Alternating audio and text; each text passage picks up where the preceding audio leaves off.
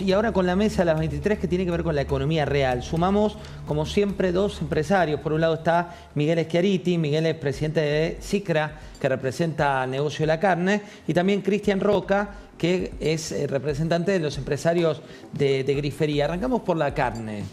¿Qué está pasando con la economía real de ese sector? Buenas noches. ¿Qué tal?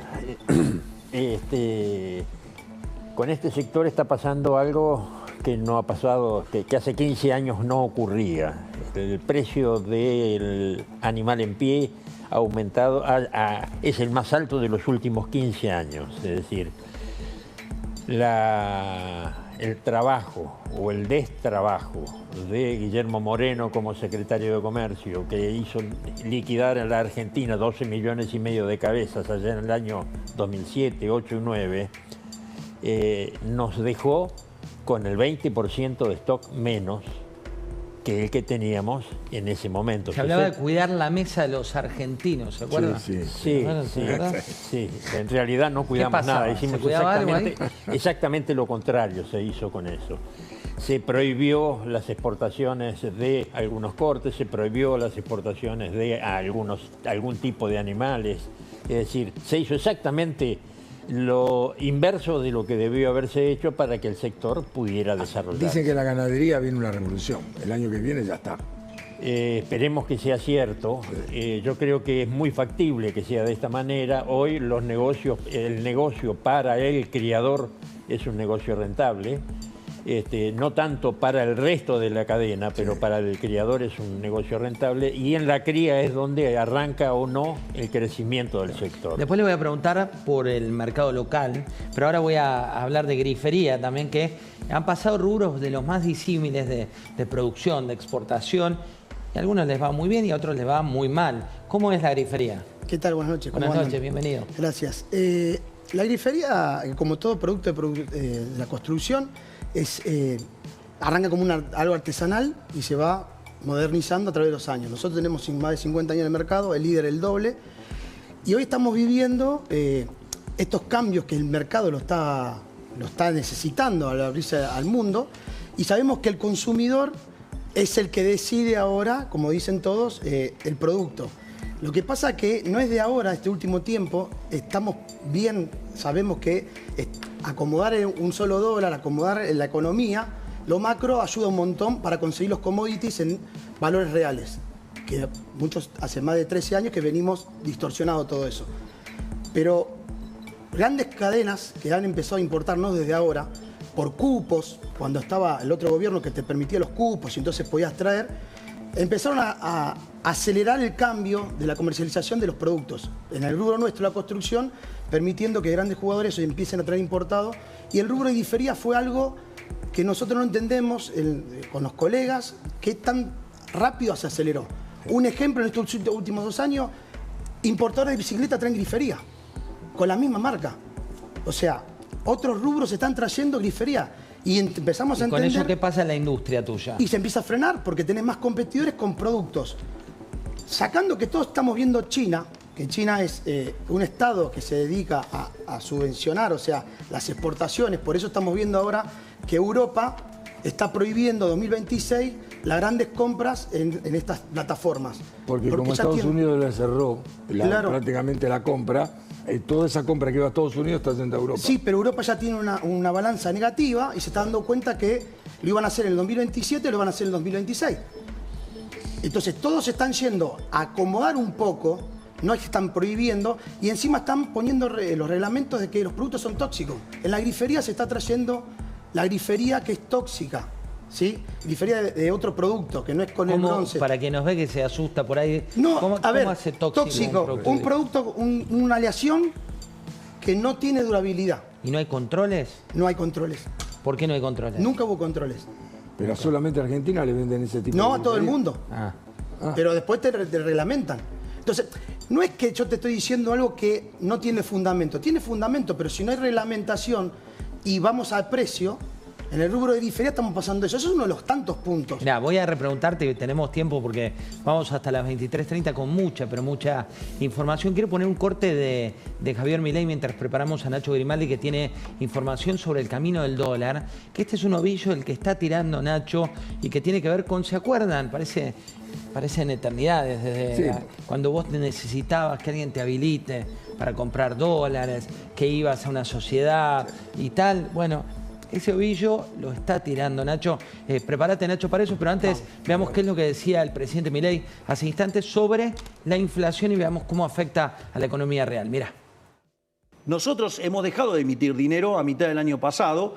Estamos padeciendo los efectos de los rezagos de la política monetaria, del sobrante monetario como consecuencia de que había controles de precios, digamos, como consecuencia, por ejemplo, de que había control de capitales. Digamos, nosotros creemos que... Junio-agosto. Junio-agosto. La inflación no va a ser cero, sino que puede empezar Va a empezar con cero. Esto lo hicimos haciendo un ajuste como nadie hizo en la historia, sin expropiar. Nosotros no hicimos plan Bonex, nosotros no fijamos el tipo de cambio. Es decir, y además recompusimos tarifa en el medio. Obviamente eso le genera que el proceso de estabilización sea más difícil, pero digamos es más sano. ¿Por qué pusimos bandas? La banda lo que hace es... previsibilidad. Decir, bueno, puede haber volatilidad, pero no puede ser cualquier cosa. Ok. Ustedes saben que hay una máxima dentro del mundo de las empresas, que es que cuando se corta la luz, los expertos en crisis nunca te tienen que decir que la luz vuelve en 30 minutos, en una hora, porque hay factores exógenos que no te podés quedar preso de las palabras que decís. Exacto. En este caso el presidente está muy, pero muy confiado porque pone 0 delante de julio como una máxima que nadie le pide en principio, Jorge. Y yo, tirando lo que vos decís, diría que hay una máxima también dentro del comportamiento del público antikirchnerista, que es la siguiente: la esperanza se convierte en ansiedad, José. Del antikirchnerista. Del antikirchnerista. ¿Y del kirchnerista cuando el presidente dice 0? Espera, lo digo porque ya está el comportamiento demostrado durante la era Macri. Es decir, durante la era Macri, todos aquellos que están intentando un camino, supongamos, no progresista o hacia el liberalismo, hacia la derecha, como lo quieras ver, ponen un presidente, lo refuerzan en las legislativas y después la esperanza en algún momento se convierte en ansiedad. Si vos al público le das más expectativas de lo que después se puede cumplir, estás favoreciendo ese proceso. Me lo imagino si lo está mirando y dice, voy a guardar lo que dicen cuando sea 0 y se los voy a mostrar. Pero uno está diciendo... Voy a decir que salgo a empatar y después gano 3-0, gano 3-0, pero no digas que vas a hacer 10. Mirá, a ver, de alguna u otra forma pasó lo siguiente. En el presupuesto dice 10% anual, yo no creo. Pero los consultoras dicen 20% anual, es más factible. Claro. Y 20% anual en un momento te puede dar 0. Bueno, si eso lo traducís a lo político, explica mucho del clima absolutamente maníaco y depresivo que vivimos este año. A ver. Claro, porque si vos te comiste, por ejemplo, la idea de un presidente vendiendo que fue el presidente más votado de la historia, que técnicamente no es cierto, es absolutamente insostenible, si vos crees que el capital de Milei en algún momento fue 55%, 35 era poco. Claro. Si vos partís de que el tipo arrancó de 30 y todo el resto es ganancia, 35 era un crecimiento, José. Sí. Dentro del gobierno hay un tono pretriunfalista que a veces no lo favorece. Mirá, es un punto muy relevante este. Después les voy a compartir lo que dijo el presidente respecto de crecimiento, porque hay como varias etapas, ¿no?, de la escala de la economía. Pero antes vamos con información sobre este ovillo, que es el ovillo del dólar, donde el Banco Central, de acuerdo a una investigación que hizo Nacho Grimaldi, tiene futuros movimientos que pueden ir al pasado. ¿De qué se trata, Nacho? El rulo millonario, José. ¿Te acordás que durante 2022 o 2023 los hospitales, algunos no tenían insumos médicos, a las industrias les faltaban también sus componentes, sus importaciones, pero durante esa época explotó un negocio y es el de la brecha y el blue? Eso que hace referencia a adquirir cantidad de dólares a valor oficial y luego venderlos en el mercado paralelo y beneficiarse de adquirirlos barato y venderlos caros. El Banco Central abrió 4 sumarios. Entre todos ellos suman ventas de 1.191 millones de dólares. Está la ruta de ese dólar, la ruta del dólar. Incluye a bancos, a casas y agencias de cambio y a personas que adquirieron cientos de miles de dólares, pero si hacemos doble clic en esas personas, encontramos a monotributistas y a beneficiarios de asignaciones universales por hijo. Y es por eso que existen sospechas de que estas personas sean prestanombres, o por lo menos presuntos prestanombres. ¿Cómo funcionan los prestanombres? Bueno, ahí te vamos a empezar a explicar. Esta es la placa que teníamos, mencionamos la suma de los 1.191 millones de dólares. Es una investigación tripartita porque no solamente está en el Banco Central, sino que hay informes de la UIF y una presentación de la Procelac. La Procelac es una fiscalía antilavado de dinero. Y para entender entonces este mecanismo que empezó a ser investigado, hay que tener en cuenta que precisaba 3 elementos clave. Por un lado, los dólares físicos, aquellos que eran adquiridos a valor oficial y luego vendidos en mercado paralelo según la investigación. Y para poder volcarlos al paralelo necesitas el físico. Por otro lado, las casas o agencias de cambio para adquirir la moneda y los compradores o personas que demandaran las divisas. Es decir, aquí ves entonces la entrada de dólares físicos que según consta en los documentos del Banco Central, los bancos eran aquellos que dotaban de dólares físicos a las agencias de cambio y luego las agencias de cambio lo empezaban a derivar y es donde se pierde la trazabilidad bancaria. Por eso es que ese es el mayor indicio que tiene el Banco Central para hablar de las presuntas ventas al mercado paralelo. Ahí hay un punto, Nacho, que es una sola punta. Esto arranca con Pancho Olivera, que lo comenta en Odisea, sigue con ese hilo del que empezás a tirar vos y tiene una trazabilidad de la cual todavía estamos mostrando solamente algunos de los capítulos. Bueno, pero vos sabés, José, que cuando la trazabilidad no se corta, había una segunda vía de salida de dólares y es a través de mutuos o préstamos. Y es ahí donde aparecen los presuntos prestanombres, los beneficiarios de la UH o los monotributistas. Este, por ejemplo, es un caso. Una persona, un hombre de 31 años, con domicilio en Gregorio Laferrere, en 2019 recibía la UH y 4 años después obtuvo un préstamo por $150.000. Vos sabés que nosotros fuimos a ese domicilio fiscal, perdón que me esté moviendo, pero el domicilio fiscal está ubicado en una calle de tierra. Es decir, su perfil patrimonial no guardaría relación con los cientos de miles de dólares que adquirió. Y este es solamente un caso. Siempre da mucha pena esto porque la gente que por ahí presta el nombre es gente que tiene un nivel de desesperación económica que no merecen las responsabilidades jurídicas que después te ocasiona prestar nombre para este tipo de... Y siempre están los vivos, ¿no? Que se suben... Lo veíamos también con el caso de Tapia, claro. Hace poco, que vos decías, hablabas con la mamá de una de las personas que vive en una casa pero muy precaria y decís, bueno, flaco, pobre. Era dueño de 40 Exacto. coches. Tenía 40 coches, que no vio ni un coche. Nacho, buen informe como siempre.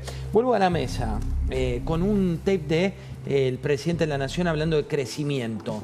Crecimiento como la fase que viene, y me interesan las dos puntas de la mesa, y también Jorge, Ceci y Bebo para analizar. Mirá.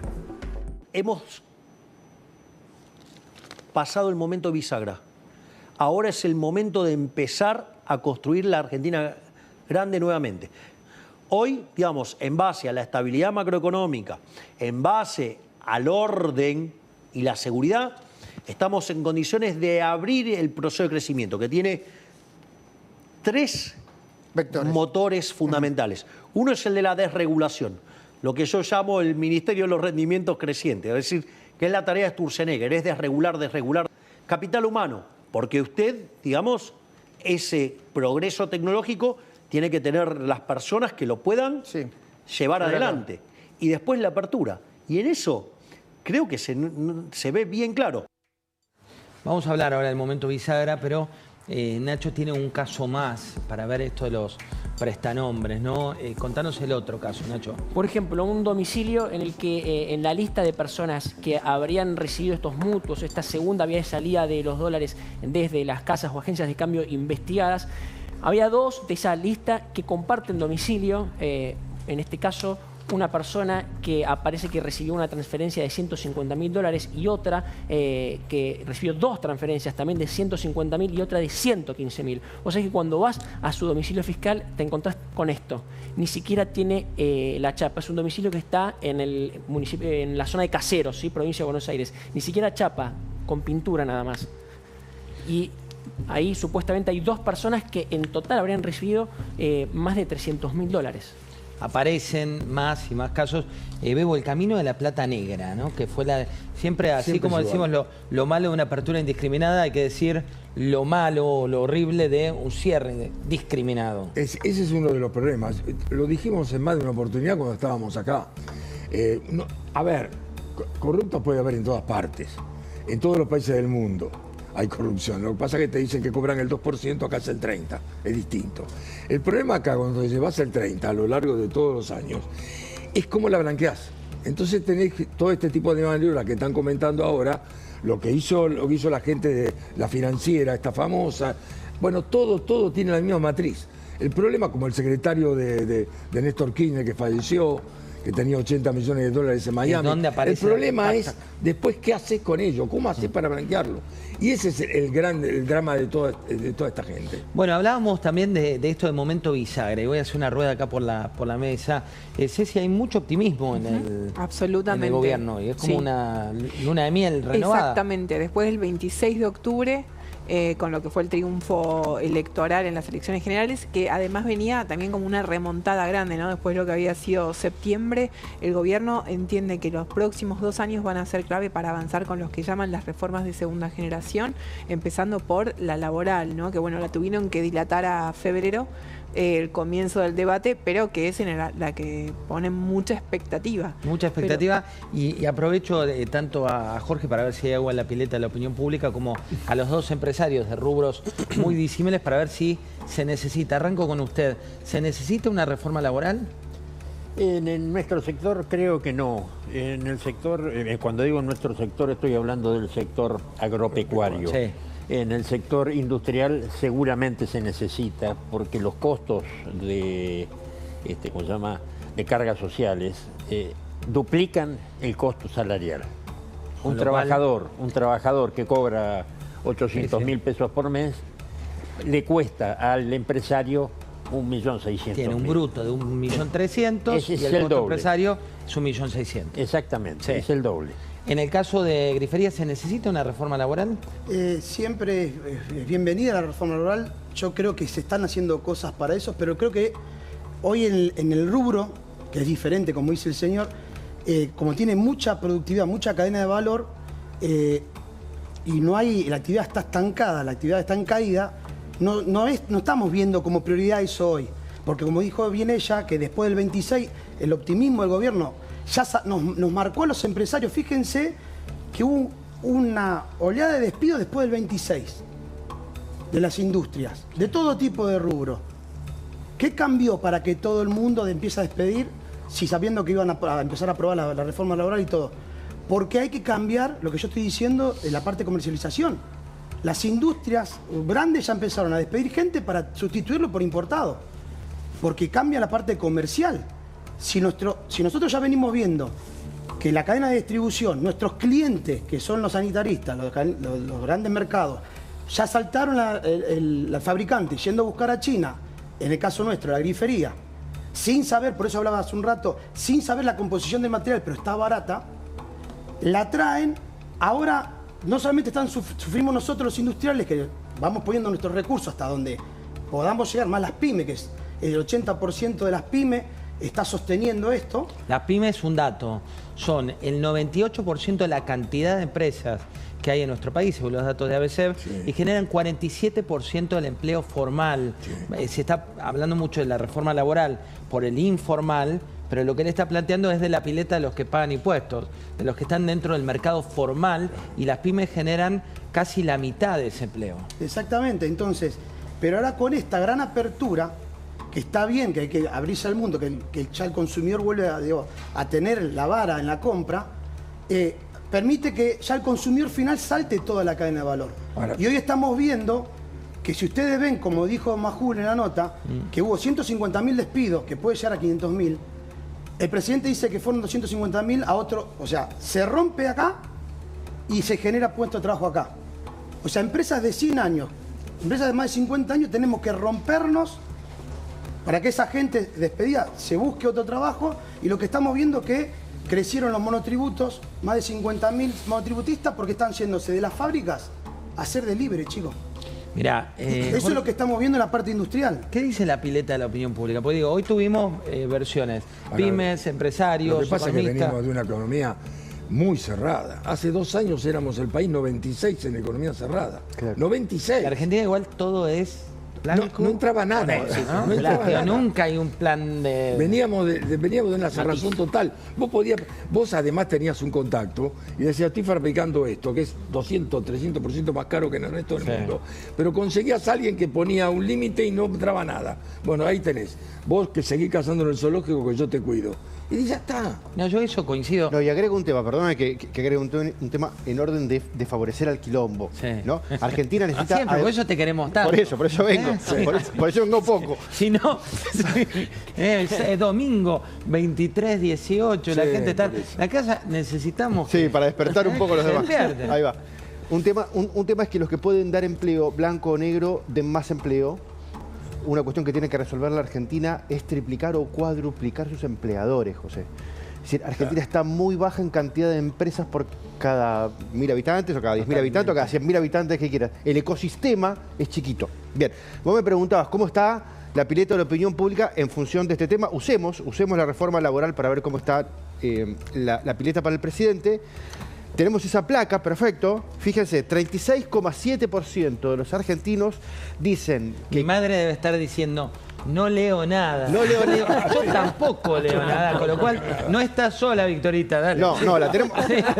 Tenemos esta placa en braille para la mamá de José. Perfecto. 36,7 de los argentinos cree que la reforma laboral va a generar muchos nuevos empleos. Atendé a eso, ahora voy a hacer un apunte después. Muchos empleos nuevos, José. Bien. 11% estará en una posición más prudente, que va a crear algunos empleos nuevos. 18% diciendo que no va a crear empleos nuevos, y 31% casi están en una posición punk diciendo que se van a perder puestos de empleo.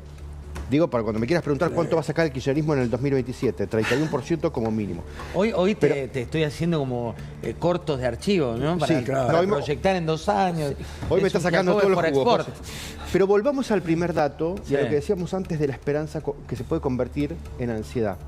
Si 37% de los argentinos creen que se sanciona la ley y automáticamente todos los empleadores se tiran de palomita a crear puestos de trabajo, quiere decir que hay una bola de ansiedad sobre esto, que hoy está representada como esperanza, pero si la rascas un poquito, si se pone lerda, o si hay que esperarla, o si te come, entonces viene la ansiedad. Claro. Es así, es absolutamente así. Estos dos primeros suman 48 puntos, que se va a generar muchos puestos de empleo y algunos puestos de empleo, que coincide, José, misteriosamente, con lo que hoy tiene mi ley de imagen positiva, que es 47% en el electorado.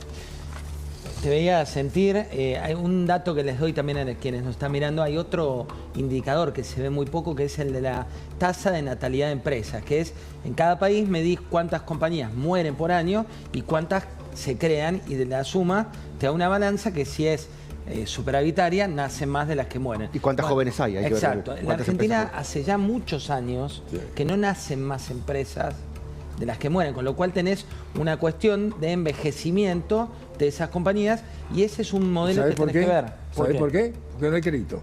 Porque no hay crédito. No hay crédito, esa es la clave. A vos te dan plata para financiarte. ¿Sabés cuántas empresas en Estados Unidos crecen por año? 450.000. ¿Sabés cuántas quiebran? 410. O sea, todo se mueve rápidamente porque vos tenés plata. A vos te prestan para hacer. Andá en Silicon Valley, cualquiera que tenía una idea más o menos que funcionaba, había 2 tipos que ponían plata. Es así. Y acá no hay nada de eso. Y acá no la sacan toda, Cristian. ¿Qué pasa? Así es, pasa eso. Mirá, si vos analizás las ofertas de los bancos que te llegan, uno trabaja con varios bancos. Ahí está.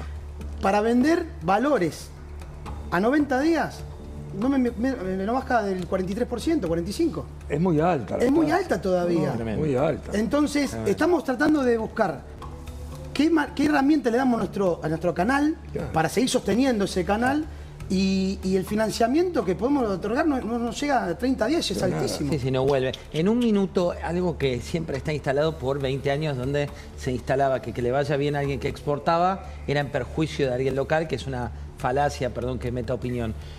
Pero ¿qué va a pasar con los precios del mercado local con un boom como el que estamos viviendo? En este momento el mercado está bien abastecido.